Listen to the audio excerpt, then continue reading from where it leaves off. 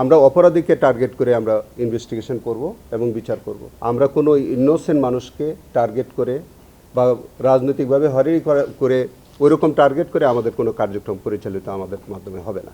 দেখেন এই কথাগুলো সবটাই ঘুরে ফিরে বারবার একই কথা আসবে যে চৌধুরী আব্দুল্লাহ আল মামুনের এই কেসটা আমি পরিচালনা করি নাই এবং সেটা আমি দেখি নাই এখন পর্যন্ত। সেটা যদি দেখে কোনো অনিয়ম হয়ে থাকে এবং সেখানে যদি আইনগতভাবে কোনো পদক্ষেপ নেওয়ার বিষয় থাকে আমরা নিব। আমি আগে ফাইল দেখব, যদি ফাইল দেখে কোনো আইনগত পদক্ষেপ নেওয়ার কোনো আইনগত সুযোগ থাকে। পিলখানা হত্যাকাণ্ডের মামলায় আমি আসামি পক্ষে কাজ করেছি।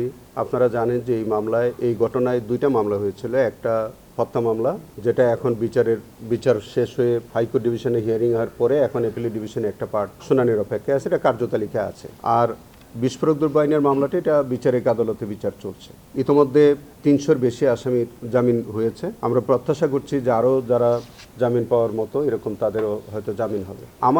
আমি এখন যেহেতু একটা নতুন দায়িত্বে এসেছি, সাধারণভাবে আমার একটা প্রত্যাশা থাকবে যে প্রায় 16 বছর যাবৎ এই মানুষগুলো আসলে জেল হাজতে আছে। অনেকটা বলা যায় এটা অনেকটা বিনা বিচারে আছে। সো আমি প্রত্যাশা করব যে যেটা অ্যাপিলেট ডিভিশনের যে মামলাটি আছে এটা অ্যাটর্নি জেনারেল অফিস থেকে প্রয়োজনীয় পদক্ষেপ নেবেন, এটা আমি প্রত্যাশা করি। আর যে মামলাটি নিম্ন আদালতে বিচারাধীন আছে সেটাও ওখানে আমি যারা প্রসিকিউশনে কাজ করছেন তাদেরকে আমি অনুরোধ জানাবো যে এটি খুব দ্রুত নিষ্পত্তির একটা ব্যবস্থা নেবেন। আর যারা জামিন পাওয়ার যোগ্য তাদের যাতে জামিন হয় এবং এটি দ্রুত নিষ্পত্তি আমি কামনা করি। বিস্ফোরক মামলায় অনেক সাক্ষী হয় নাই।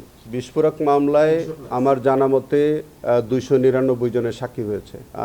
ওই মামলায় প্রায় 1300-র উপরে সাক্ষী আছে। আমি জানি না প্রসিকিউশন কতজন সাক্ষীকে পরীক্ষা করবেন, কারণ তারা যদি 1300 সাক্ষীকে পরীক্ষা করতে হয় এখন যে গতিতে তারা সাক্ষী নিচ্ছে, তাতে আমার তো মনে হয় না যে আসামিদের জীবদ্দশায় আর এটা শেষ হবে।